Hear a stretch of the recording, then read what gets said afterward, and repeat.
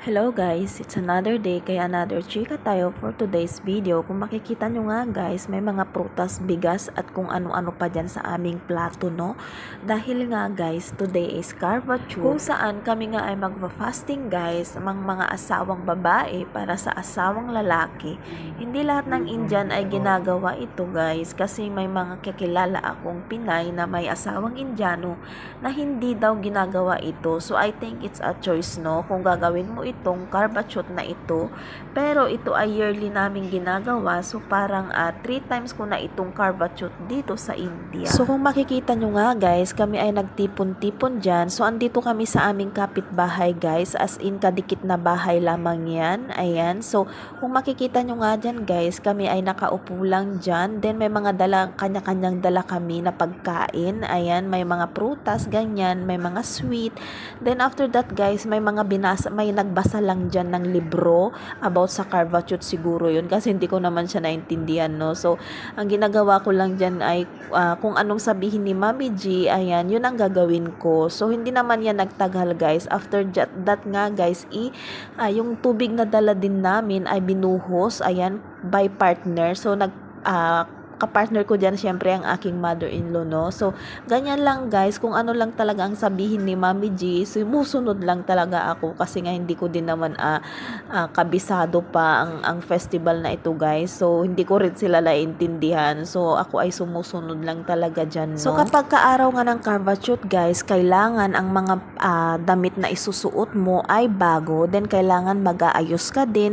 Kaya nakikita nyo naman dyan guys, ako ay nakaayos. So yan yung mga pagkain guys na dala-dala ng mga auntie, no? Ayan, kung makikita nyo, iba-iba, may mga apple, ganyan, may mga banana. Then yung pagkain na yan guys, may pupuntang lady, or hindi ko alam kung priest ba yun, basta si Auntie G nagpunta dyan, then ibibigay nila lahat yan guys. So yung dala ko hindi ko binigay kasi nga para kay Mami G yun. So ayan na nga guys, ginagawa ko na yung ritual. Ayan, niritualan ko yung ibibigay ko sa aking mother-in-law.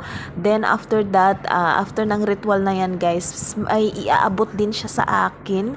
So same lang, pagkain din yung kanyang iaabot sa akin. Then nag-abot din siya ng cash.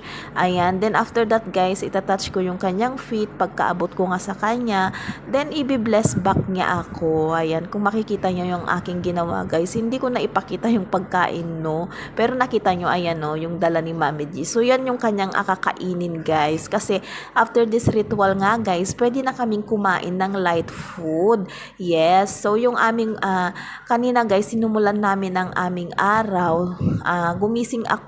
Gumising kami ni Mami G ng mga 4:30, then nagprepare si Mami G ng pagkain, nakakainin namin bago nga sumikat ang araw. Ayan, so ang aming kinain lang kanina guys is gumawa si Mami ng parata, tsaka yung sweet, then chai. Ayan, so yun yung kinain namin ng umaga. Then after that guys, mga alauna ya, 2:00 na yata yan yung kinain ko guys, na binigay sa akin ni Mami G. So busog na ako nyan guys. Hindi ko nga nakain yung apple guys, kasi 2 banana yung kinain ko, then yung parang bread na yan, then may gatas ako, then may sweet. So inagawan pa ako ni Just, no? Ayan. So hello guys, hindi pa tapos ang aming fasting guys. So ang time as of now is, ano na bang oras?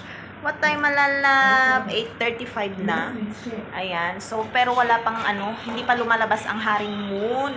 So, ganito guys, every Carvature, pahirapan talaga nagkakataon lagi na ulap. Hindi ko alam kung bakit. Although, every year, iba-iba ang date ng Carvature. Pero nagkakataon talagang maulap. Kaya, wala pa rin. So, pagka guys, may moon naman pero maulap kasi, kaya natakpan siya, hindi pa siya lumalabas, hindi pa siya nagpapakita. Ayan, so pagka nagpakita na siya, akyat kami para gawin ang aming ritual, no?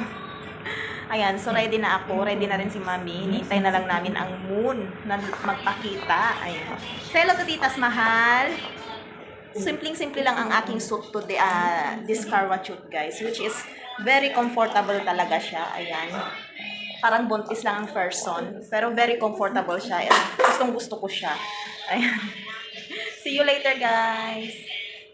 Ayan guys, quarter to 9 nga ay lumabas na ang Haring Moon. So, ayan yung material na aming gagamitin. May halwa, may alu sabji, tsaka yung sweet, tsaka yung tubig sa banga guys. So, si Mami G at tsaka si Papa G ang mauunang gagawa ng ritual.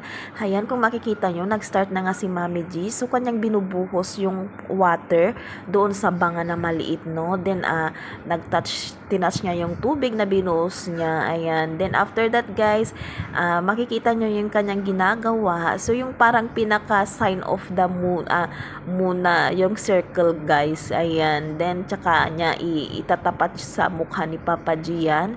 So, kinukuha niya, ang ginagawa niya dyan yung mga pagkain guys na sinusunog niya. Then, tsaka niya sinasaboy, no? Ayan. So, gagawin niya na kay Papa G yung pinakamahalagang part ng ritual na ito guys. Ayan. So, makikita nyo. So, nakaharap kami sa moon guys dyan. Ayan. So, yun yung mahalaga. So, after that guys, pinakain ni Mami G si Papa G ng halwa. Ayan. So, tapos na sila. So, ako yung next. So, very, very wrong talaga yung pinaggagawa ko dyan guys. So, kung makikita nyo nga si Just ang kulit-kulit kasi guys, hindi ako makapag-concentrate. So, ininstrakan ako dyan ni Mami G kung anong mga gagawin ko kasi nakakalimutan ko talaga siya guys. Nalilito ako. So, ito namang aking asawa na napaka-arte din. Ayan. So, halos ayaw niya kasi talagang gawin ito guys. Hindi rin talaga siya din talaga sa mga ganyang ritual itong aking asawa. Kaya pilit lang talaga yan siya. So, kung makikita nyo kung ano ang pinaggagawa ko dyan. Pero same lang din yan guys. Kung ano yung ginawa ni Mami G, ginaya ko lang yun. Ini-insta kanya ako. Pero mali-mali pa rin. Ayan. So, tapos na rin kami dyan guys. Kung makikita nyo, sinubuan ko na si Mister. Tsaka ko, tinouch yung feet niya. Pero ayaw niya kasing ipatouch. So, sa hangin lang. Ayan. So, tapos na nga guys. Thank you for watching. Yan lamang ang ating vlog for today. Bye-bye!